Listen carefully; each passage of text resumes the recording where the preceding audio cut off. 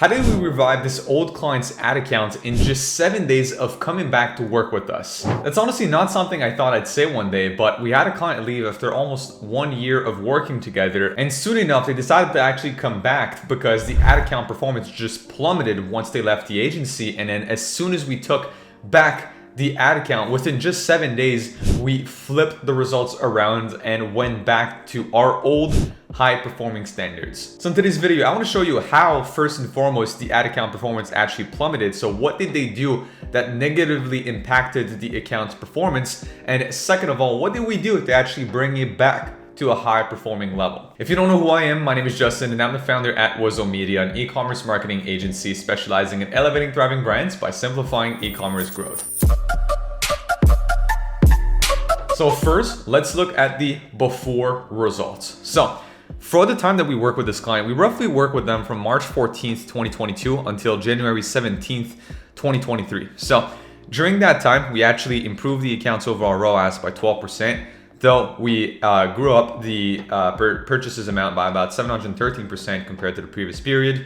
Cost per conversion slightly went down by about 6%. Ad spend, though, dramatically went up also at 660%. In sum, we did pretty good with an average ROAS of 6.85 for that overall time period.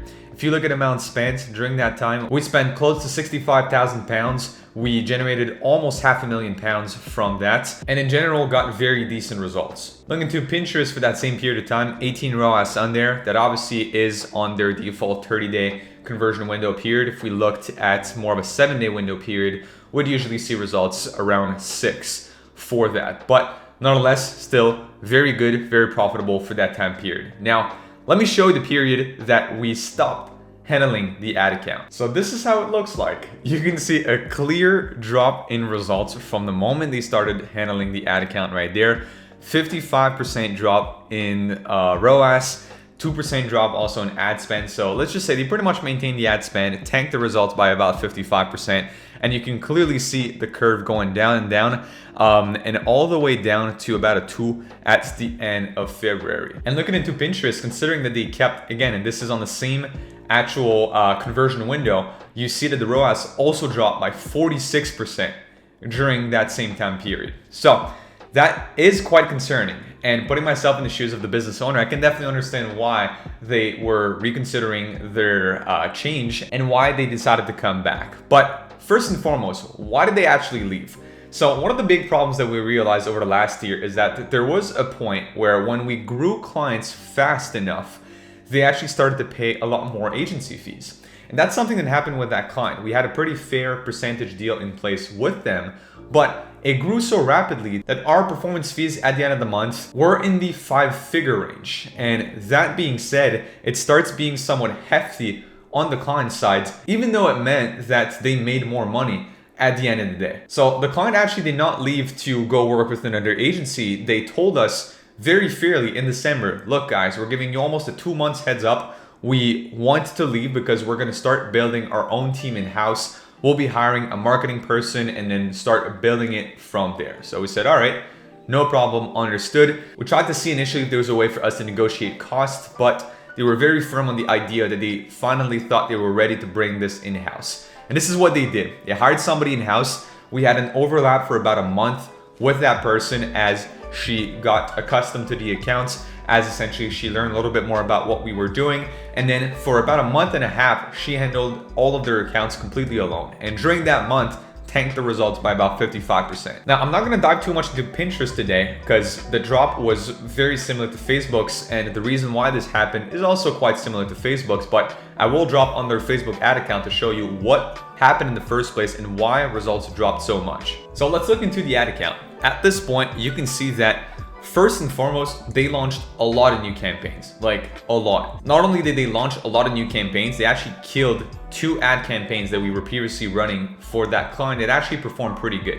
So 2 of our campaigns just got killed and then launched a whole wave of new campaigns. And in the one that they kept up running that were actually running previously, you can see it right here, the ROAS did drop. We went from a 5.2 on one of them to a 1.7, and here to a 6.5 to a 4.3. Now, if we actually open these campaigns up at the ad set level, you can also see that a second thing that ended up happening, there's a lot of ad sets in these campaigns, like a lot. You can see those are all the ad sets that ran during that period, or almost all of them. So some were off during that time period. And out of the ones that ran, you can clearly see that those had never ran before. Therefore, those are ad sets that they added on their side.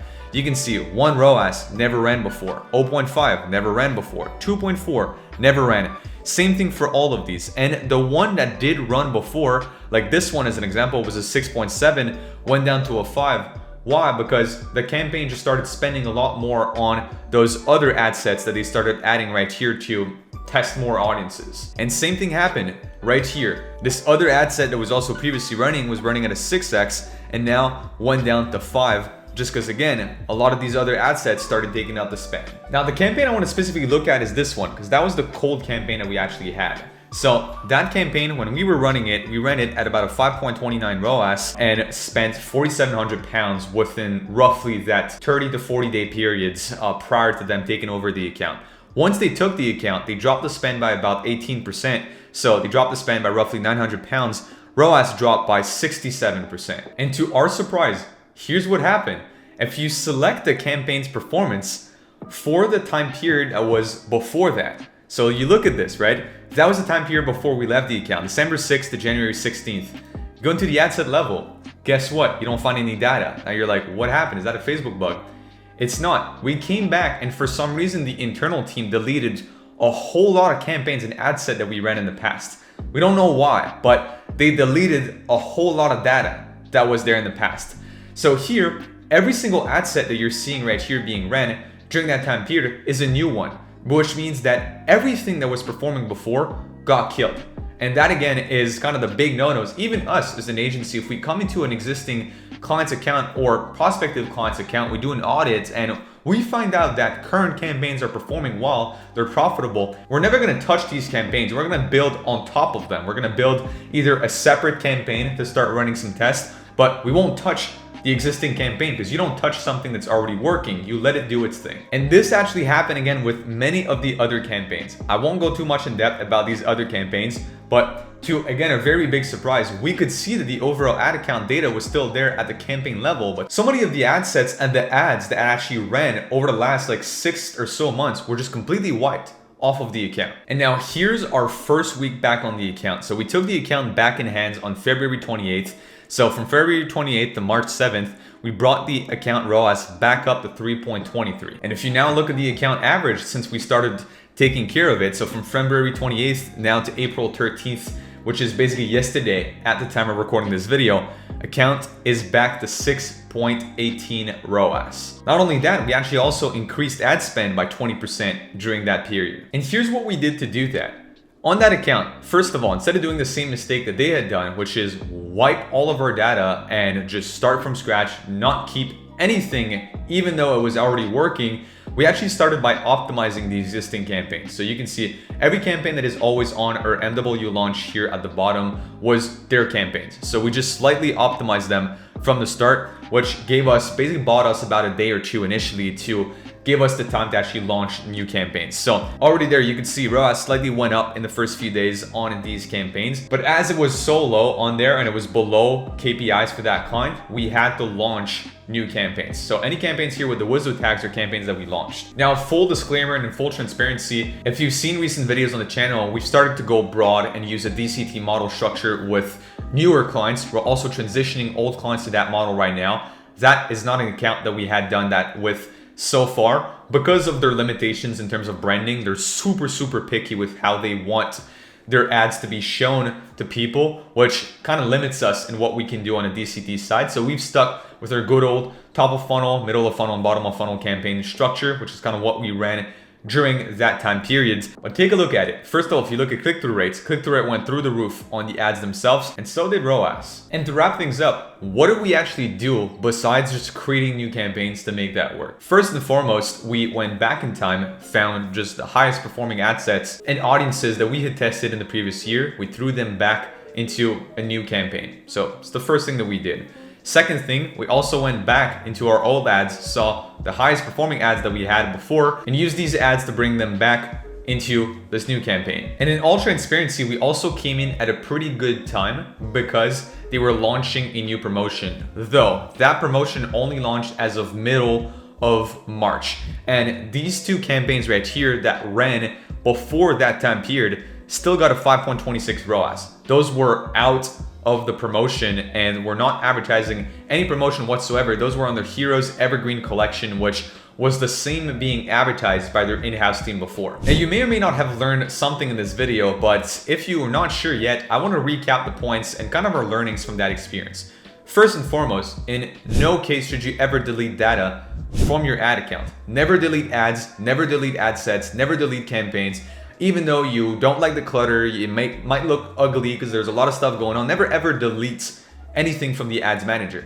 This is important data. This is data that you need for the future, and this is data that will serve you just like we did here, where we were able to look back at previous data that we had that was unfortunately not from the 3 to 6 months prior to our departure, but nonetheless, we were able to look at some of that data and bring back some of the winning ad sets and creatives into our latest campaigns. So that's the first. Second, don't kill ad campaigns if they're working. If you come into a new ad account and you see working ad campaigns, either build a new campaign on the side or try and optimize that winning ad campaign to make it even better, but don't kill it. And last but not least, even us in the new DCT structure that I've been sharing on the channel lately, we talked about this main ad set, which is an ad set with winners and where we use DCTs to actually allow us to test new ad creatives. Well, if you look at the main ad set, what we base ourselves off of is past winners of that client itself. So we are going off of the same principle, even though we've changed our account structure now. We still use past winners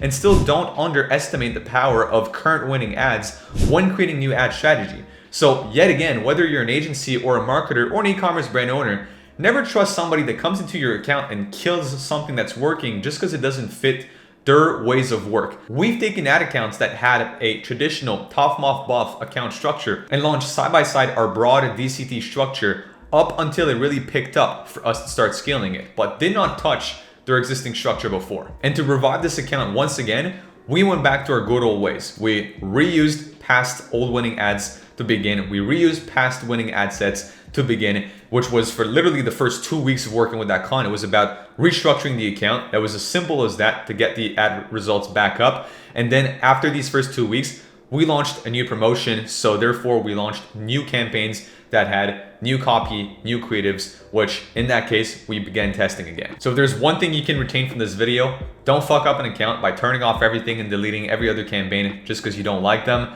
Keep them up and running and iterate based on that. With that being said, we recently launched our free e-commerce marketing course, which is listed in the description down below, and community, so you get access to a community group as well as an entire mini course done by myself and our team at Wizo Media. So check this out in the description down below, join that free community. Or if you're looking to work with our agency and have us run all of your ads and produce your creatives, then also check out the description down below, book in your call, and hope to see you on there soon. On that note, make sure to check out other videos of the channel for some more useful e-commerce marketing tips, and I'll see you guys in the next video. Peace.